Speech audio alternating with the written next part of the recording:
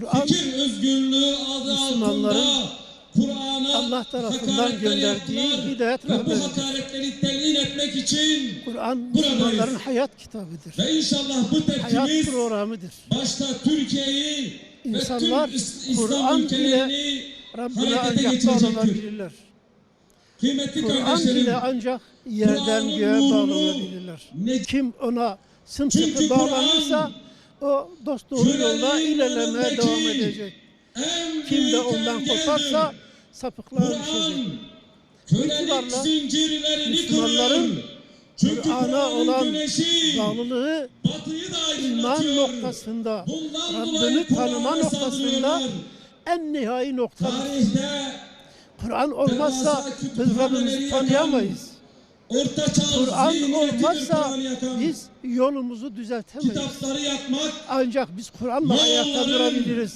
ve Ancak Avrupa'nın Kur'an'la adetidir. hayatımızı Oysa düzeltebiliriz. ki 1400 Bunu anlayan İslam tarihinde Avrupa kafirleri, kütüphanelerin özellikle yapıldığı emperyalist görülmemiştir. İngilizler, İncil'in Fransızlar yapıldığı görülmemiştir. son zamanlarda Tevrat'ın işte bu yapıldığı görülmemiştir. İskandinavya ülkeleri, Danimarka, İsveç Kıymetli vesaire, kardeşlerim, bunların arkasında Kur'an'la daha büyük devler vardır, bağımızı İngilizler vardır, kesmek istiyorlar. Amerika vardır.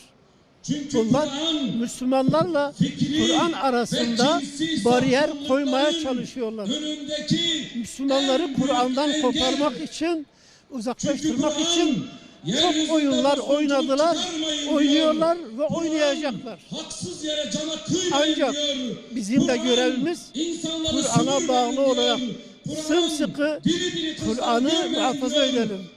Kur'an, yaşayalım. adaleti Kur'an'ı ayakta tutun anlayalım. diyor. Ve Kur'an'ı anlamak Kur'an'ı için zalimleri kendimizi ortaya koyalım. kahretmektedir. Bugün Kur'an'a uzanan bu meydanda ellere emin bir olun ders ki verelim, bir zalimleri mesaj verelim. Bu kahredecektir. Kur'an sahipsiz değildir. Kur'an müminlerin gönlünde yaşamaktadır. Siz ne ederseniz edin onları bundan soğutamazsınız. Kıymetli Kur'an'ı kardeşlerim, onların gönlünden alamazsınız. bundan 130 Çünkü Allah yıl onu önce korumuştur. Ekmeksiz sönmez yaşayabiliriz. ve söndürülemez Susuz bir yaşayabiliriz. ispatını Ama Kur'ansız yaşayamayız. Bunu bilsinler. Kafirler, müstekbirler bunu iyi anlasınlar. Aklından hiçbir zaman çıkarmasınlar. Kur'an'a Belki Tüm bugün hem çabalarımızı sarf Türkiye'nin tüm etmeliyiz. illerinde Bu konularda ve bir dünya hafta veya iki Müslüman hafta sonrası ülkelerde olmamalı ve Müslümanlar amacımıza mutlaka ulaşana dışarıda kadar olmalı, çalışmaya devam ayakta etmeliyiz. olmalılar ki Bu bizim kendi görevimizdir değerli yöneticilerini kardeşlerim. harekete Bu mitinge geçirsinler. katılımınız Eğer ve yöneticiler gösterimizden harekete dolayı geçerse Allah hepinizden elbette razı Batı olsun. geri Ayrıca adım bu atar. gösteriyi düzenleyenlere Halk de kendi teşekkür üstünsün ediyorum. elhamdülillah yapıyor.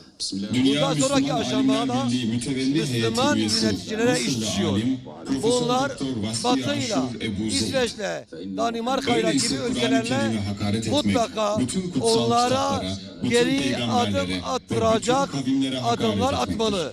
Biz Bu konuda hiç kimsenin diplomatik ilişkiler Allah'ın kesilebilmelidir. indirdiği İncil'e Ekonomik veya ilişkiler Allah'ın kesilebilmelidir. indirdiği Tevrat'a, Siyasi Hazreti ilişkiler Musa'ya kesilebilmelidir. veya Hazreti Bu İsa'ya yapılmadığı hakaret müddetçe etmesini kabul etmeyiz. Batı Biz varis aklını olan başına ümmetiz. almaz. Hakim olan Bundan dolayı ümmetiz. Bu Müslüman kutsal kitap liderlere çağrımız, aracılığıyla Müslüman vahyin kaynağına hükümetlere ulaşan çağrımız ümmetiz. bu Şu konuda durumda her Müslüman ivedilikle iki şeyle acil bir yükümlüdür. şekilde Birincisi, adım Kur'an-ı atmalıdırlar Kerim'e ve hakaret siyasi edenlere ilişkileri karşı her Müslümanın eğer bu bir tutumu işlem olmalıdır. devam ederse İkincisi ise her kesebileceklerinin Müslümanın Kur'an'a mesajı olan Batı'ya ilgisini ve sevgisini vermelidir. yansıtan Rabbim pratik bir Kur'an'ı tutum yakmaya olmalıdır. çalışan Kur'an'ı bütün zalimleri okumalı, okunmasını cehennem güzelleştirmeli, ateşiyle yaksın. Kur'an'ı anlamalı ve tefekkür etmeli.